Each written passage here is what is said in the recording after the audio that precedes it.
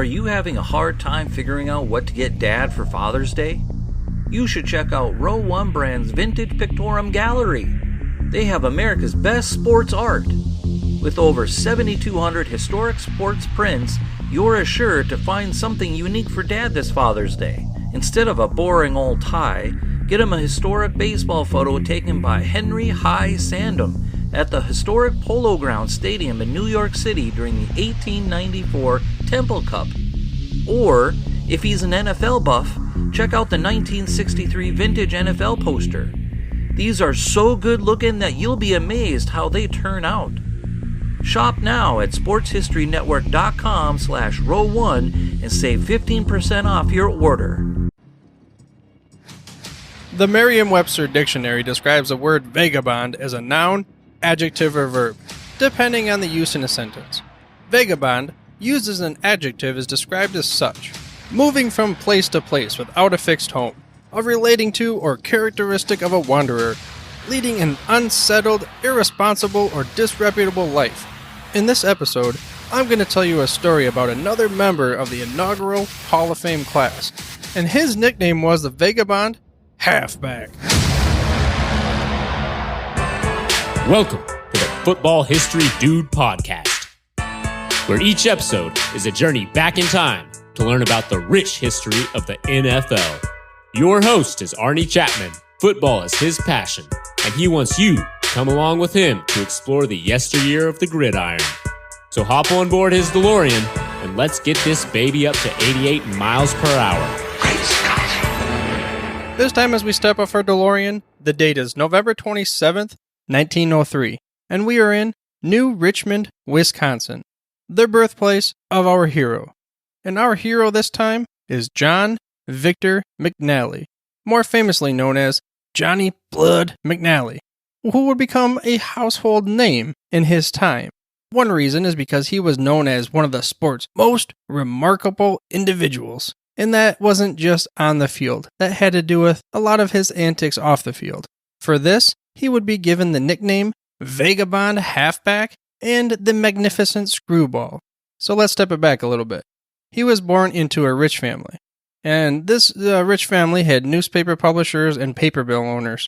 So let's just say he did not need to play football for a living. He could have just kind of, been part of the family business. But he was, like I said, the Vagabond Halfback, and he was a little bit unique.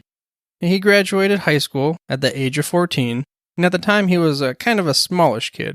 So he didn't really have this kind of athletic build and didn't really excel at sports at the time because, 14, think about it. If you graduate high school now, you're 18 years old. So that's like a huge gap for that kind of growth spurt that you're going to get.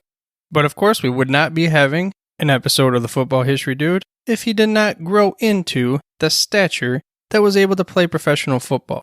So he would end up playing for college, of course. But legend has it that he still had 1 year of college eligibility when he decided to head off into the pros and make a little bit of quiche on the side. So what he did was he created an alias, as at the time, back in the 1920s, the players would create different kind of nicknames to protect their college eligibility just in case, they had to go back to the college ranks, which at the time made sense because, as we've discussed in the past, college reigned supreme. And everyone has their different stories of how they get their nicknames or they just decide to make them up. But this one came especially unique because, as we've discussed, he has always got to do something that is different. This is a quote from the Pro Football Hall of Fame of how he decided to call himself Johnny Blood. And here it goes. He and a friend passed a movie theater where the movie Blood and Sand was playing. Suddenly, McNally exclaimed to his friend, "That's it. You be sand, I'll be blood."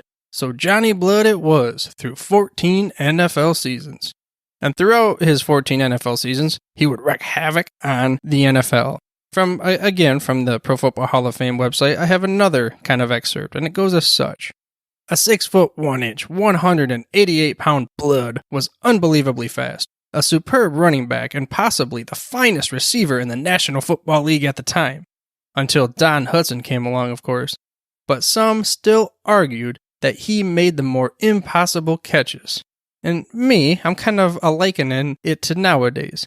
Sure, Antonio Brown might be the best in football at the moment, but I'm telling you, Odell Beckham, that dude makes more impossible catches than anybody else in the league. Talked about it before. He broke the internet against the Dallas Cowboys when he had that one-handed catch out of nowhere. And it sounds like Johnny Blood was kind of the same way. You had Don Hutson, Antonio Brown. You had Johnny Blood, and that was Odell Beckham, which, as I'm thinking about it, Odell Beckham was kind of a strange cat off the field as well, so I would say the comp fits. But that was not all that he could do. He could also throw passes and punt with the best of them. And on defense, he was a ball hawk. He was also a deadly tackler. Like we've discussed in the past, these guys were playing the entire game. So even if we were talking about statistical performances, it's not even fair to judge, because he might have played 14 seasons, but he put twice as much wear and tear on his body, because he would play offense, then he would proceed to go on the defense, and he would smash into those guys to try to force that ball back to get it for his own team, so he could play once again on offense. And to give you kind of an idea of what the players at his time thought of, what Johnny Blood was all about, there's a quote from Don Hutson interview where the host asks to Don Hutson a question about, tell me about Johnny McNally. And Don goes as such. Well, due to the length of time I'm going to give on this program, I don't think I can start a McNally. You should have a whole serial on him running once a week for an hour, end quote. And I'll go ahead and include a link to this video in the show notes for you.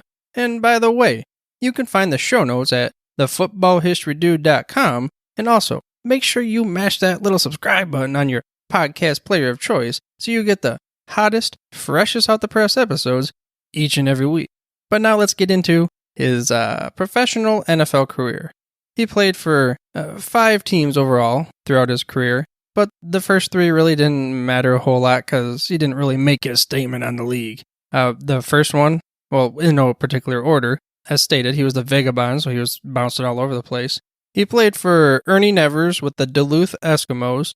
Then he also played for John Bryan with the Milwaukee Badgers and Fats Henry at the Pottsville Maroons. But his biggest damage came as a member of the Green Bay Packers. Now we're going to take it back a little bit to his time with the Green Bay Packers and Curly Lambeau. And we talked about that guy last episode. Now he targeted Johnny Blood along with Cal Hubbard and Mike Michalski as key pickups for him to turn his Green Bay team into a powerhouse. And it's kind of like a little bit of a teaser for you. We get to learn about Cal Hubbard's career next episode. But the Packers announced Blood's signing on August 27th of 1929, and his tear on and off the field would proceed from there. And although he had many different kind of plays that would be considered, highlight reel specialty, one of his most famous plays came against the Providence Steamrollers. Now, let's kind of visualize this. The Packers, they had the ball at the 15-yard line, so they have a fair distance to go. And a big play at the time was called the 69, where the fullback would take the handoff from Johnny Blood, while the end would kind of fake taking the handoff on the round, kind of like the reverse guy. Then they also had a different version of the 69 called the 69X, where it was basically the same thing, where the fullback would come through, they'd fake it to him, they'd pull it out of his belly, and then he would proceed to give it to the end around, or, what we nowadays call pretty much the reverse. So, Johnny Blood being let's call him the improvisational mastermind guru or something like that. That's what he was. He called an audible. In the huddle, Johnny called 69XX. His teammates were looking around at each other, and then they said, "Dude, we don't have such a play." And he responded as such, "You do now. Just go through the sequence of 69 and I'll do the rest." And I think you know where this is going. Johnny Blood fakes to the fullback. Then he fakes to the end around. He says, "Whoop, I got the ball." He takes it, proceeds to do his best impersonation of Alvin Kamara down the field, zigzagging around for an 85-yard scamper. And he would proceed to score that touchdown, which he had an unofficial total of 37 touchdowns as a member of the Green Bay Packers. And that was some crazy antics on the field, but he was probably most known for his meandering, I don't know if that's the right word, story, being like a big kid. and after one of their league championships, they had a victory party on the train back to Wisconsin. Now, I don't know what he said or did to arouse such a frantic, upset, angry kind of craziness of Laverne Dillwig, who was one of their big tackles at the time. He got him flustered and crazy and angry and upset all the way to the point of which he was willing to chase Johnny Blood from one end of the train to the other. And basically trying to, whoop up all over on him, I guess. And of course, Blood being Johnny, he had to do something crazy. He would proceed to hoist himself up onto the top of the moving train. He would run down the length of the cars and he would end up hopping down inside the engineer's booth. So all of a sudden this guy jumps out of the sky and you got these engineers going, what's going on here? And again, another legend, of course, but they say that he kind of befriended them for the rest of the trip. And then another story tells about him and his off-the-field antics of just always trying to get one up and stuff. And it was at an away game in Los Angeles. Johnny found himself low on funds. He got no cheddar to go do whatever he got to do over there in Los Angeles. And he would decide to ask Curly Lambeau for a 10-cent advance. Now, that doesn't seem like that much, but, maybe he had to go buy a milk or something. I don't know. Probably wasn't a milk. It's probably a beer. But hey, I'm not here to judge. Curly was all like, no way, dude. Leave me alone. And then he told him, do not come to my room and ask me for money because I am going to lock the door. So don't come to my door. And Johnny thought to himself. He said, don't come to my door. He never said anything about don't come to my window or the window not being closed. So he used the elevator to go up to the 8th floor. He would step out onto the ledge, shimmy across 8 floors, up, barely on the ledge, just kind of creeping his toes over the edge and trying to get over to that room where Curly Lambeau was sitting. And as he was doing this, a teammate saw him and said, "Is that you up there, Johnny?" And that is the name of the Sports Illustrated article that we get. Pretty much Johnny, he's up there saying, "Yeah, dude, it's me." Nonchalantly like, "Hey, what's up?" And he would end up leaping into Curly's window and he would hold out his hand and he would demand for some money again. Curly basically gave in at this point. He's like, "Here, take my money, get out of here, just don't come back." Then in 1934, the Packers would sell Johnny Blood to the Steelers. And this was kind of culminated from back in November of the previous year, or around, the fall. He came to one of the practices unfit to practice. So Curly suspended him for the next 3 games. But his time with, his first stint with Pittsburgh, it didn't go so well. It was a injury-riddled season, and Johnny Blood really wanted to get back with the Packers. So he had to find a way to finagle himself into the good graces of Curly Lambeau. He thought, hey, if I can show him that I can still play, then maybe I got a shot. So what he did in one of the exhibition games against the Packers was he would join the Chippewa Falls Marines, and he would play against the Packers. He also played for the Lacrosse Old Style Loggers and played another game against the Packers. So basically, Lambeau, he had no choice because he saw that he could still play. So he would re-sign him, and then he would play 2 more years with the Green Bay Packers. And overall, he played a very big role in leading the Packers to 3 straight NFL championships between 1929 and 1931. Then they won another in 1936, that second time he played with the Green Bay Packers.